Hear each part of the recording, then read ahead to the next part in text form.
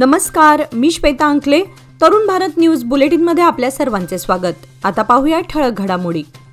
जागतिक तेल पुरवठ्यासाठी अत्यंत महत्त्वाचा मानला जाणारा होर्मुझची सामुद्रधुनी हा सागरी मार्ग 48 तासांच्या आत पूर्णपणे खुला न केल्यास इराणचे वीज प्रकल्प जमीनदोस्त करण्याची थेट धमकी अमेरिकेचे अध्यक्ष डोनाल्ड ट्रम्प यांनी दिली आहे. आज रविवारी सोशल मीडियाद्वारे दिलेल्या या इशाऱ्यामुळे आखाती देशांमधील युद्ध आता अधिक भीषण वळणावर पोहोचले आहे. रुपयाची घसरण हे आगामी महागाईचे स्पष्ट संकेत आहेत. पश्चिम आशियातील संकटामुळे उद्भवलेल्या LPG तुटवड्यामुळे देश आर्थिक अडचणींचा सामना करत असताना केंद्र सरकार केवळ पोकळ गप्पा मारत आहे, अशी टीका लोकसभा विरोधी पक्षनेते राहुल गांधी यांनी केली. विधानसभा निवडणुका संपल्यानंतर पेट्रोल, डिझेल आणि LPGच्या किमतीत वाढ केली जाईल, असा दावाही त्यांनी केला आहे. टिळकवाडी येथील आगरकर रोड परिसरामध्ये राहणाऱ्या 81 वर्षीय वृद्ध उद्योजकाची डिजिटल अरेस्टच्या नावाखाली तब्बल 15,45,00,000 रुपयांची फसवणूक करण्यात आल्याची धक्कादायक घटना उघडकीस आली आहे. बेळगाव शहरामध्ये आतापर्यंत घडलेला हा सर्वात मोठा सायबर गुन्हा मानला जात आहे. मिळालेल्या माहितीनुसार 5 फेब्रुवारी रोजी संबंधित उद्योजकाला व्हॉट्सअॅपद्वारे एक कॉल आला. कॉल करणाऱ्यांनी स्वतःला CBI अधिकारी असल्याचे सांगून भीती दाखवत आरोपींनी टप्प्याटप्प्याने पैसे मागण्यास सुरुवात केली. 7 फेब्रुवारी ते 9 मार्च या कालावधीमध्ये विविध कारणे सांगून संबंधित वृद्धाकडून RTGSद्वारे एकूण 15,45,00,000 रुपये वेगवेगळ्या खात्यांमध्ये वर्ग करून घेतले. या प्रकरणी तक्रार दाखल झाल्यानंतर सायबर क्राईम विभागाने तातडीने कारवाई करत काही संशयित बँक खाती गोठवली आहेत. पोलीस आयुक्त भूषण बोरसे यांनी नागरिकांना आवाहन करताना सांगितले की डिजिटल अरेस्ट असा कोणताही कायदेशीर प्रकार अस्तित्वात नाही. कोणताही सरकारी अधिकारी फोनवरून पैसे मागत नाही, त्यामुळे अशा कॉल्सना बळी पडू नये. दरम्यान या प्रकरणाच्या तपासासाठी विशेष पथकाची नियुक्ती करण्यात आली असून संपूर्ण रक्कम परत मिळवणे हे पोलिसांसमोर मोठे आव्हान आहे. केंद्राने राज्य आणि केंद्रशासित प्रदेशांना होणाऱ्या गॅस वाटपामध्ये 50% वाढ केली आहे. तसेच 23 मार्चपासून अतिरिक्त 20% सप्लाय सुद्धा लागू केला आहे. पेट्रोलियम आणि नॅचरल गॅस मंत्रालयाचे सेक्रेटरी डॉक्टर नीरज मित्तल यांनी सर्व राज्यांच्या वरिष्ठ सचिवांना या संदर्भातील पत्र लिहिलंय. या लेटरमध्ये त्यांनी लिहिलं आहे की तुम्हाला सांगू इच्छितो की 23 मार्च 2026 पासून पुढील नोटिफिकेशन येईपर्यंत राज्यांना LPG गॅसचा पुरवठा 20% दिला जाईल, ज्यामुळे एकूण वाटप संकटपूर्व पातळीच्या 50% होईल. रेस्टॉरंट, ढाबे, हॉटेल्स, इंडस्ट्रियल कॅन्टीन, अन्न प्रक्रिया, दुग्ध व्यवसाय, राज्य सरकार किंवा स्थानिक स्वराज्य संस्थांद्वारे चालवली जाणारी अनुदानित अन्न कॅन्टीन, आउटलेट, कम्युनिटी किचन, स्थलांतरित मजूर यांच्यासाठी 5 किलो FTL अन्न उपलब्ध करून दिलं जाईल आणि त्याचा गैरवापर होणार नाही याची खात्री करण्यासाठीही उपाययोजना केल्या जातील. पेट्रोलियम आणि नॅचरल गॅस मंत्रालयाचे सेक्रेटरी डॉक्टर नीरज मित्तल यांनी सांगितलं की या क्षेत्रांना प्राधान्याने 20% अतिरिक्त वाटप दिले जाईल.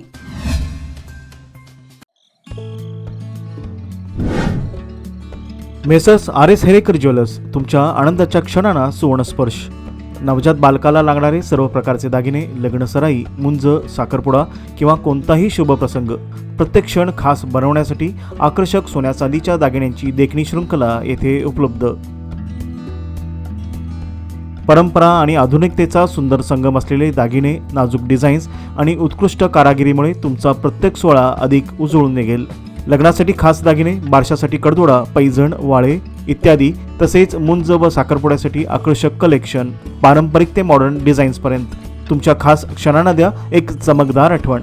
शहापूर बाजारपेठेतील एक विश्वसनीय नाव, प्रोप्रायटर राघव हेरेकर यांचे messrs RS Herekar jewellers, 397 bar A, खडे बाजार, शहापूर, बेळगाव. कर्नाटक राज्यात वर्ष 2030 पर्यंत डॉग मिडिएटेड रेबीजमुळे होणारे मानवी मृत्यू पूर्णतः थांबवण्याचा महत्त्वाकांक्षी निर्धार आरोग्य व कुटुंब कल्याण विभागाने केला आहे. त्यासाठी रेबीज मुक्त शहरे हा व्यापक उपक्रम राबवण्यात येत आहे. हा उपक्रम केंद्र शासनाच्या 2030 पर्यंत रेबीजमुळे 0 मृत्यू या ध्येयाशी सुसंगत आहे. बेळगावसह राज्यातील म्हैसूर, बेंगळूर, बಳ್ಳारी, दावणगेरी, हुबळी, धारवाड, गुलबर्गा, मंगळूर, शिमोगा, तुमकुर आणि विजापूर या 11 प्रमुख शहरांचा या उपक्रमात समावेश केला आहे. या शहरांमध्ये रेबीज नियंत्रणासाठी स्वतंत्र शहर कृती आराखडा आणि कृती आराखडा तयार केला आहे. राज्य व जिल्हा स्तरावर संयुक्त समन्वय समित्याही कार्यरत केल्या आहेत. आरोग्य विभागाने वन हेल्थ ही समन्वित रणनीती स्वीकारली आहे. या अंतर्गत मानव, प्राणी आणि पर्यावरण या तिन्ही घटकांचा एकत्रित विचार करून उपाययोजना राबवल्या जात आहेत. रेबीज हा पूर्णतः प्रतिबंधित करता येणारा आजार असला तरी लक्षणे दिसल्यानंतर तो जवळपास 100% जीवघेणा ठरतो. यामुळे प्रतिबंध आणि वेळेवर उपचार यावर विशेष भर दिला आहे. सणासुदीचा काळ आणि आगामी उन्हाळी सुट्टीच्या पार्श्वभूमीवर प्रवाशांची वाढती गर्दी लक्षात घेऊन नैऋत्य रेल्वेने विशेष गाड्या चालवण्याचा निर्णय घेतला आहे. देशातील महत्त्वाच्या ठिकाणांकडे जाणाऱ्या अनेक विशेष गाड्यांची घोषणा करण्यात आली आहे, ज्यामुळे प्रवाशांना अतिरिक्त प्रवास सुविधा उपलब्ध होणार आहेत. याशिवाय इतर 14 विशेष गाड्याही नैऋत्य रेल्वेच्या कार्यक्षेत्रातील स्थानकांशी जोडल्या जाणार आहेत. या गाड्या भुवनेश्वर, यशवंतपूर, विशाखापट्टणम, बेंगळूर, नरसापूर, बेंगळूर, काकीनाडा टाउन, म्हैसूर, दानपूर, बेंगळूर या मार्गावर धावणार असून एकूण 134 फेऱ्या होणार आहेत. उन्हाळी सुट्टीमध्ये वाढणारी प्रवाशांची संख्या लक्षात घेता एप्रिल ते जून 2026 या कालावधीमध्ये आणखी 14 विशेष गाड्यांची घोषणा करण्यात आली आहे. ट्रॅक्टर चालकाचे ट्रॅक्टरवरील नियंत्रण सुटल्याने झालेल्या अपघातात ट्रॅक्टर चालकाचा मृत्यू झाला. काल शनिवारी रात्री कारदगा भोज मार्गावरील वळणावर ही घटना घडली. सुधाकर रावसाहेब कोंडेकर वय 38 असे या अपघातात मरण पावलेल्या ट्रॅक्टर चालकाचं नाव असून संजय चौगुले वय 37 हे देखील या अपघातात गंभीर जखमी झाले आहेत. सुधाकर कोंडेकर हे MIDC येथून आणलेल्या नवीन ट्रॅक्टरला रोटर जोडून हा ट्रॅक्टर कारदग्याहून गळदग्याकडे घेऊन जात होते. यावेळी कारदगा भोज मार्गावरील वळणावर त्यांचा वाहनावरील ताबा सुटला आणि ट्रॅक्टर पलटी झाला. दुर्दैवाने सुधाकर रावसाहेब कोंडेकर हे पलटी झालेल्या ट्रॅक्टरखाली सापडले आणि त्यांचा मृत्यू झाला. ट्रॅक्टरमध्ये बाजूला बसलेले संजय अण्णाप्पा चौगुले हे देखील बाहेर फेकले गेले आणि त्यांना गंभीर दुखापत झाली असून त्यांना उपचारासाठी इस्पितळात दाखल करण्यात आले आहे. संकेश्वर गोकाक यरगट्टी या प्रमुख राज्य महामार्गावरील घटप्रभा शहराजवळ कालव्यावर उभारण्यात येत असलेल्या 18.5 मीटर रुंदीच्या नव्या पुलाच्या कामाची आज पाहणी करण्यात आली. जिल्ह्याचे पालकमंत्री सतीश जारकिहोळी यांनी प्रत्यक्ष स्थळी भेट देऊन कामाची प्रगती तपासली व संबंधित अधिकाऱ्यांना आवश्यक सूचना दिल्या. सदर पूल प्रकल्प सध्या जलद गतीने सुरू असून वाहतुकीच्या दृष्टीने हा मार्ग अत्यंत महत्त्वाचा मानला जातो. पुलाचे काम वेळेत पूर्ण करण्याबरोबरच दर्जेदार कामकाजावर विशेष भर देण्याचे निर्देश पालकमंत्र्यांनी यावेळी दिले. कामाची गुणवत्ता अबाधित राखून नागरिकांना सुरक्षित व सोयीस्कर प्रवास उपलब्ध करून देणे हे प्रशासनाचे प्राधान्य असल्याचेही त्यांनी स्पष्ट केले. तसेच कोणतीही तांत्रिक त्रुटी राहू नये यासाठी संबंधित विभागाने सातत्याने देखरेख ठेवावी असेही त्यांनी सांगितले.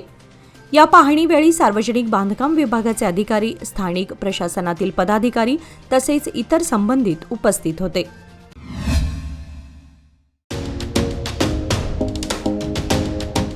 DK हेरेकर ज्वेलर्स म्हणजे बेळगावातील एक विश्वासू सुवर्ण दालन.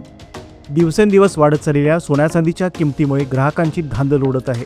पण आमच्या सुवर्ण दालनात मिळतो उत्तम ग्राहक सेवा, शुद्धतेची खात्री आणि वर्षानुवर्षाचा विश्वास. म्हणूनच आमचं तुमच्याशी नातं 52 कशी सोन्यासारखं उजळून निघतं. गुढीपाडव्याच्या शुभमुहूर्तावर खरेदी करा 24 कॅरेट शुद्ध सोन्याचे कलाकुसरीचे दागिने, आकर्षक चांदीचे अलंकार आणि पूजेसाठी लागणारे सर्व साहित्य. खरेदीवर मिळवा एक आकर्षक भेटवस्तू. नियम व अटी लागू. या सुवर्ण संधीचा लाभ घेण्यासाठी आजच भेट द्या DK हेरेकर ज्वेलर्स, श्री विठ्ठल भवन, संयुक्त महाराष्ट्र चौकाजवळ, खडे बाजार, बेळगाव आणि तेली पाटील गली, शहापूर, बेळगाव येथील आमच्या शोरूमला. शुभ मुहूर्त गुंतवणुकीचा व्याजदर कमी होण्यापूर्वीचा 31 मार्च पूर्वी लोकमान्य सोसायटीमध्ये गुंतवणूक करा आणि मिळवा 10% आकर्षक व्याजदर. 1 एप्रिल पासून लोकमान्यांच्या सर्व योजनांवरील व्याजदर कमी होणार, म्हणूनच आजच निर्णय घ्या. अधिक माहितीसाठी आमच्या नजीकच्या शाखेला भेट द्या किंवा कॉल करा 1800-212-4050. लोकमान्य, प्रत्येक पावलावर तुमच्या सोबत. नियम व अटी लागू. वडगाव, शहापूर आणि परिसरात दरवर्षी होणाऱ्या पावसाच्या तडाख्यामुळे हजारो एकर शेतीचे मोठ्या प्रमाणात नुकसान होत असतानाही बळ्ळारी नाल्याच्या विकासासाठी शाश्वत कार्यक्रम हाती घेतला जात नाही. त्यामुळे अनेक वर्षांपासून ही समस्या कायम असूनही ठोस उपाययोजना करण्यात आलेली नाही. प्रशासनाच्या इच्छाशक्तीचा अभाव स्पष्टपणे दिसून येत असल्याची भावना नागरिकांमध्ये पसरली आहे. बळ्ळारी नाला हा परिसरातील शेतकऱ्यांसाठी पाण्याचा मुख्य स्रोत होता. तसेच पावसाळ्यात तो तुडुंब भरून वाहतो. मात्र नाल्याचे योग्य खोलीकरण, रुंदीकरण किंवा दुरुस्ती न झाल्याने पाणी आसपासच्या शेतामध्ये घुसतं आणि पिकांचं मोठं नुकसान होतं. यामुळे शेतकऱ्यांना आर्थिक फटका बसत असून त्यांच्या उपजीविकेवर गंभीर परिणाम होतो. नाल्यापासून काही अंतरावर सध्या सुरू असलेल्या बायपास रस्त्याच्या कामामुळे परिस्थिती आणखी बिकट झाली आहे. बायपाससाठी मोठ्या प्रमाणात जमिनीचे सपाटीकरण करण्यासाठी माती टाकण्यात आली असून यामुळे पाण्याचा नैसर्गिक निचरा अडथळला जात आहे. वाढत्या उन्हाच्या झळांमुळे झाडांना पाण्याची तीव्र गरज भासत असताना बेळगाव ग्रामीण भागातील युवकांनी पुढाकार घेत झाडे लावा, झाडे जगवा हा संदेश प्रत्यक्ष कृतीतून दिला आहे. बेनकनहळ्ळी गावातील शालेय मैदानात सुमारे 60 ते 70 झाडांची स्वच्छता करून झाडांना पाणी देण्यात आले. अनेकदा लोक झाडे लावतात, मात्र त्यांची योग्य देखभाल केली जात नाही. ही बाब लक्षात घेऊन हा उपक्रम हाती घेण्यात आला. हा उपक्रम दर महिन्याला 3 वेळा राबवण्याचा निर्णय घेण्यात आला असून उन्हाळ्यात झाडांचे संरक्षण व संगोपन करून ती मोठी करण्याचा निर्धार युवकांनी व्यक्त केला आहे. 2015 मधील वर्गमित्र तसेच इतर खेळाडूंनी एकत्र येऊन हा उपक्रम यशस्वी केला. सामाजिक कार्यकर्ते सुनील खांडेकर यांच्या मार्गदर्शनाखाली व पुढाकारातून हा उपक्रम राबवण्यात आला. यासाठी सर्व वर्गमित्र व खेळाडूंचे आभार मानण्यात आले. पुढील काळामध्ये हा उपक्रम सातत्याने चालू ठेवण्यासाठी गावकरी व युवकांनी सहकार्य करावे. तसेच तालुक्यातील सर्व युवकांनी झाडे वाचवा हा उपक्रम राबवावा असे आवाहन यावेळी करण्यात आले.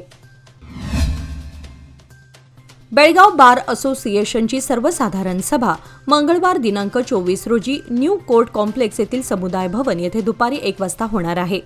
या सभेमध्ये 2026 ते 28 या वर्षासाठी होणाऱ्या बार असोसिएशनच्या निवडणुकीबाबत चर्चा केली जाणार आहे.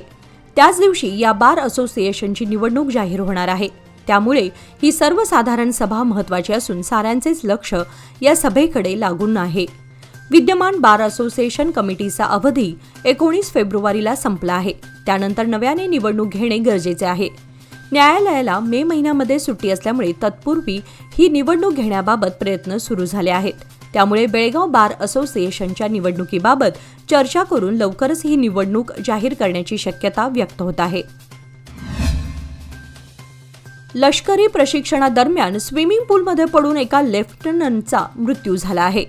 शनिवारी सकाळी नानावाडी येथील प्रशिक्षण केंद्रावर ही घटना घडली असून टिळकवाडी पोलीस स्थानकात यासंबंधी FIR दाखल करण्यात आला आहे. अमित सिंग राजसिंग वय 23 राहणार हरियाणा असं त्या दुर्दैवी लेफ्टनंटचं नाव आहे. शनिवार दिनांक 21 मार्च रोजी नानावाडी येथील कमांडो विंगमध्ये प्रशिक्षण सुरू असताना पोहता पोहता अमित सिंग पाण्यात बुडू लागला.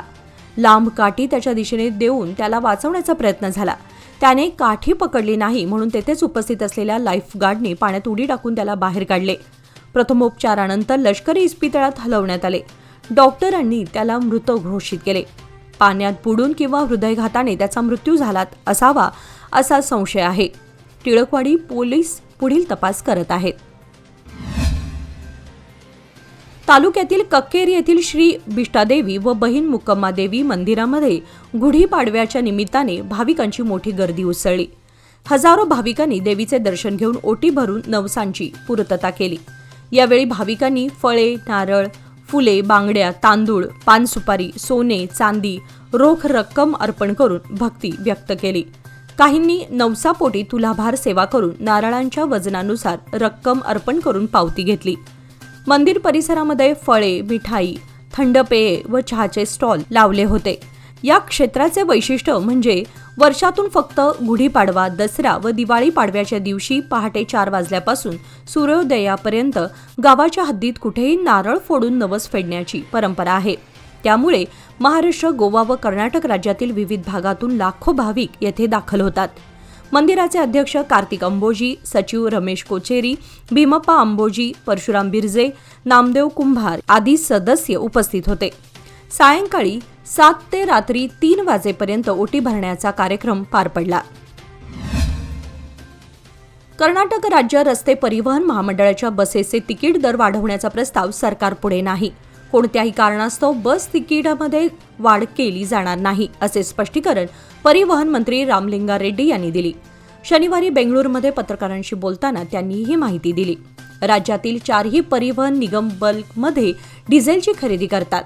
मध्य पूर्वेतील युद्धामुळे बल्क डिझेल दर वाढले आहेत, तरी सुद्धा बस तिकीट दरामध्ये वाढ केली जाणार नाही. कच्च्या तेलाचे दर कमी असताना देखील केंद्र सरकारने पेट्रोल डिझेलचे दर वाढवले होते. यामुळे सामान्य वर्गाला फटका बसला, परंतु आम्ही तिकीट दरवाढ करणार नाही, असे त्यांनी स्पष्ट केले. शहापूर स्मशानभूमीजवळ रविवारी पहाटे घडलेल्या एका धक्कादायक घटनेमध्ये आत्महत्येचा प्रयत्न वेळीच हाणून पाडण्यात आल्याने मोठी दुर्घटना टळली. स्थानिक नागरिक व एका प्रवाशाच्या तत्परतेमुळे संबंधित व्यक्तीचे प्राण वाचले. मिळालेल्या माहितीनुसार आज पहाटे सुमारे 5 वाजण्याच्या सुमारास एक व्यक्ती स्मशानभूमीजवळील इलेक्ट्रिक पोलवर डोके आपटत होता. हा प्रकार जवळपास अर्धा तास सुरू होता. मात्र तो असे का करत आहे याचे कारण सुरुवातीला समजू शकले नाही. दरम्यान सकाळच्या वेळी फिरण्यासाठी आलेले समुपदेशक डॉक्टर विनोद धबाले आणि माजी नगरसेवक विजय पाटील यांनी तातडीने घटनास्थळी धाव घेतली. परिस्थिती गंभीर असल्याचे लक्षात येताच त्यांनी त्वरित शहापूर पोलिसांशी संपर्क साधून माहिती दिली. आक्रमक अवस्थेत असलेल्या त्या व्यक्तीला डॉक्टर धबाले यांनी समजावून सांगत शांत केले आणि जीवनाचे महत्त्व पटवून दिले. त्यानंतर रुग्णवाहिका बोलावून संबंधित व्यक्तीला पुढील उपचारासाठी जिल्हा रुग्णालयात दाखल करण्यात आले. या घटनेमध्ये वेळेवर केलेल्या मदतीमुळे एक जीव वाचल्याने नागरिकांकडून समाधान व्यक्त करण्यात येत आहे. राज्यातील विणकर बांधवांना पुरेसे काम आणि त्यांच्या कष्टाच्या कामासाठी योग्य मोबदला मिळत नसल्यामुळे हलाखीचे जीवन जगत आहेत. राज्य सरकारने अर्थसंकल्पात विणकाम क्षेत्रासाठी भरीव तरतुदीची घोषणा करावी अशी मागणी करण्यात आली होती. मात्र मुख्यमंत्र्यांनी अर्थसंकल्पात कोणत्याही प्रोत्साहक तरतुदी राखून ठेवल्या नाहीत. यासाठी विणकरांच्या समस्यांविषयी जागृती निर्माण करण्यासाठी उद्या 23 मार्चला बेंगळूर चलो आंदोलन आयोजित करण्याचा निर्णय घेतला आहे. वस्त्रोद्योग क्षेत्रातील समस्यांबाबत मुख्यमंत्र्यांची भेट घेऊन आपल्या विविध मागण्या पूर्ण करण्याची मागणी केली आहे. यामध्ये गेल्या काही वर्षांपासून सहकारी संस्थांकडून मिळणारे व्याज आणि अनुदान अद्याप वितरित न होणे, विणकरांना कामगार म्हणून मान्यता देऊन त्यांना ओळखपत्रे जारी करून सर्व सोयी सुविधा पुरवणे, तसेच तांत्रिक त्रुटींमुळे हजारो विणकर ज्या सुविधांपासून वंचित राहिले आहेत त्या त्रुटी दूर करून या विषयावर चर्चा करण्याची मागणी प्रामुख्याने समाविष्ट आहे. मात्र या मागणींकडे दुर्लक्ष करण्यात आले आहे. या विरोधात चलो बेंगळूर हाक देण्यात आली आहे. येळ्ळूर येथे वसंत हंकारे यांचे चला तर जाणून घेऊया आई बाबांच्या वेदना या विषयावर वसंत हंकारे यांचे व्याख्यान होणार आहे. 5 एप्रिल रोजी सायंकाळी 6 वाजता संयुक्त महाराष्ट्र चौक येळ्ळूर येथे हा व्याख्यानाचा कार्यक्रम होणार असून या व्याख्यानात वसंत हंकारे हे आजच्या युवा पिढीला न समजलेला आईबाप समजावून सांगणार आहेत. या कार्यक्रमाच्या पूर्वतयारीसंदर्भात श्री रामसेना हिंदुस्थान येळ्ळूर आणि महाराष्ट्र एकीकरण समिती येळ्ळूर युवा कार्यकर्त्यांची बैठक नुकतीच पार पडली. याच बैठकीत 26 मार्च रोजी होणाऱ्या प्रभू श्रीराम नवमी शोभायात्रेच्या आयोजनाबाबत सविस्तर नियोजन करण्यात आले. शोभायात्रा मोठ्या उत्साहात आणि शिस्तबद्ध पद्धतीने पार पाडण्यासाठी कार्यकर्त्यांना विविध जबाबदाऱ्या देण्यात आल्या. बैठकीस गावातील युवा कार्यकर्ते मोठ्या संख्येने उपस्थित होते. आंबेवाडी येथील देवस्थान ट्रस्ट पंच कमिटी व ग्रामस्थांच्या वतीने गुढीपाडव्यानिमित्त श्री घळगेश्वर मंदिराच्या प्रांगणात इंगळ्यांचा कार्यक्रमाला भाविकांच्या मोठ्या संख्येने उपस्थिती होती. यामध्ये लहान बालकापासून वयोवृद्धांपर्यंत सर्वांनी सहभागी घेऊन इंगळ्याचा कार्यक्रम धार्मिकतेने पार पडला. गावातील देवाच्या बैलगाड्याला सजवून संपूर्ण गावभर मिरवणूक काढली. या मिरवणुकीमध्ये गावातील इतर बैलजोड्या मोठ्या संख्येने सहभागी झाल्या होत्या. गावातील लक्ष्मी मंदिर, गणपती मंदिर, राम मंदिर, दत्त मंदिर, भावकाई मंदिर, मशनाई मंदिर या ठिकाणी मूर्तीला अभिषेक करून पूजा करण्याची प्रथा जोपासत गुलालाची उधळण करत संपूर्ण दिवस शोभायात्रा काढण्यात आली. ग्रामस्थांनी इंगळ्यांच्या कार्यक्रमाला उपस्थित राहून देवदर्शन घेतले. यावेळी उपस्थित भाविकांना तीर्थप्रसाद वाटला. याचबरोबर आजचे बातमीपत्र इथे संपले. अधिक माहिती आणि ताज्या घडामोडींसाठी पाहत रहा तरुण भारत न्यूज चॅनल. तसेच आमच्या चॅनलला लाईक, शेअर आणि सबस्क्राईब करायला विसरू नका. आणि विश्वासार्ह बातम्यांसाठी दररोज वाचा दैनिक तरुण भारत. धन्यवाद.